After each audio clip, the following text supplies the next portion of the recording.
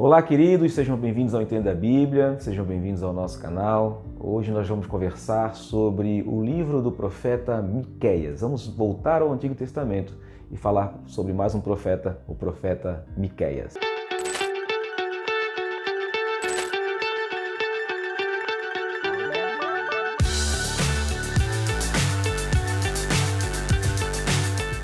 Miqueias é mais um dos profetas que estava diante de um desafio muito grande, diante do crescimento do Império Assírio. Miqueias profetiza no tempo do rei Jotão e vai até o tempo do rei Ezequias, então ele profetiza um pouco antes da queda do Reino do Norte, mas também já avisa sobre a queda do Reino do Sul. Existia um iminente problema da invasão assíria tanto ao Reino do Norte quanto ao Reino do Sul. Nós sabemos historicamente, porque conhecemos já a história, que o reino assírio dominou, invadiu e levou o reino do norte à destruição e os seus habitantes à dispersão, ao cativeiro, mas também à dispersão. Sabemos também que o reino assírio tentou invadir o reino de Judá, o reino do sul, mas que a gente sabe que Deus interferiu e eles não conseguiram essa invasão. Porém, o reino assírio invadiu e destruiu muitas cidades do reino do sul.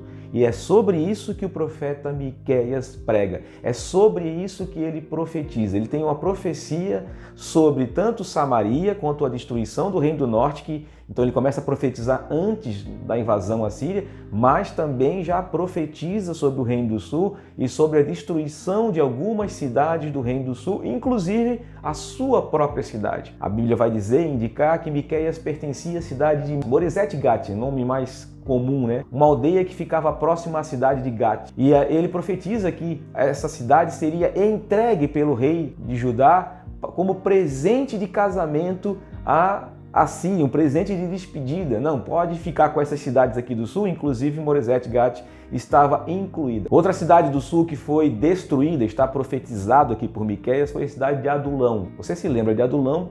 Porque as cavernas de Adulão, elas deram proteção a Davi quando Davi fugia de Saul. E depois, o seu neto Roboão, ele construiu uma fortaleza ali naquela cidade de Adulão para se proteger dos reinos que ficavam ao sul de Israel. E tem uma razão porque Adulão foi profecia de Miqueias. Aliás, a destruição de Adulão é responsável talvez por todas as razões de toda a destruição, toda a ira de Deus sobre o reino de Israel, tanto do norte quanto do sul. Que o do norte aconteceu nessa época de Miqueias, um pouco depois, enquanto Miqueias profetizava, Samaria foi destruída, mas também para o reino do sul, logo depois, quando o cativeiro babilônico veio, foi a ideia da idolatria e a ideia da injustiça social. E Adulão foi usado na época que Senequeribe, ele invadiu Judá e cercou Jerusalém. Você lembra isso quando o profeta Isaías vai falar sobre isso? Você vai lembrar disso quando Ezequias ora a Deus e aí Deus dá livramento para o reino de Judá por causa da oração do povo de Judá, a oração de Ezequias, o arrependimento do povo. Mas nessa época, quando há esse cerco de Jerusalém, os ricos, aqueles mais poderosos, eles descem ao sul e vão se esconder na cidade de Adulão, vão se esconder na fortaleza de Adulão, mas a cidade de Adulão é totalmente destruída e isso é uma profecia de Miqueias. Miqueias profetiza isso sobre essa destruição de Adulão e sobre a causa disso tudo, por causa da injustiça social, porque os ricos estavam oprimindo os pobres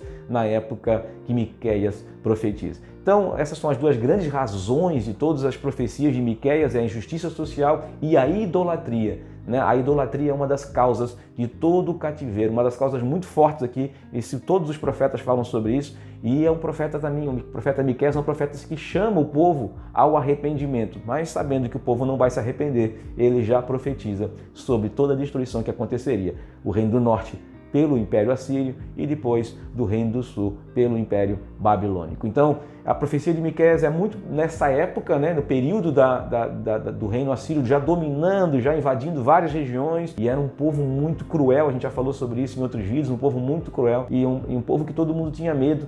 E aí houve essa confusão toda, então muitas cidades do Reino do Sul foram entregues ao Reino Assírio, mesmo antes da invasão babilônica, muitas delas já foram entregues antes mesmo, então muitas cidades delas foram invadidas, foram saqueadas pelo Império Assírio, e depois voltaram a pertencer a Judá antes mesmo do cativeiro babilônico. Mas houve essa entrega de algumas cidades, inclusive a própria cidade de Miqueias, né, a cidade de Moresete Gat, foi entregue como um presente, e Miqueias até usa essa expressão, um presente de despedida, que significa na linguagem hebraica cultural um presente de casamento. Foi dado como se fosse um presente de casamento ao reino assírio. Foi entregue como presente, foi dada para fazer uma aliança para impedir que todo o reino do sul fosse destruído pelo Império Assírio. Então essa foi a grande problemática que estava acontecendo na época de Miqueias. O nome Miqueias significa quem é como Deus, ou quem é semelhante a Deus. É um nome bonito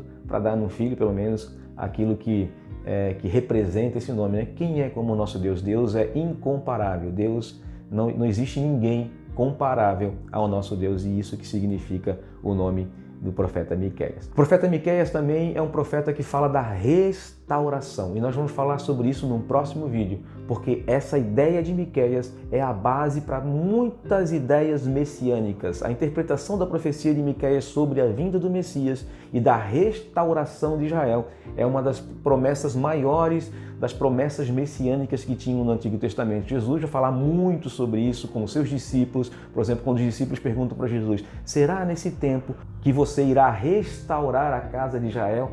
É baseado nessas profecias, e uma delas a profecia de Miqueias, e tudo que Miqueias fala da restauração, da justiça de Deus, e trazer também essa mudança, né? essa volta, esse retorno de um povo verdadeiramente ligado a Deus, sem idolatria, sem injustiça, como era o sonho dos profetas, como era a base de todas as profecias messiânicas. Então a gente vai falar sobre isso no próximo vídeo. Aguarde a gente, até lá, fiquem com Deus e um grande abraço.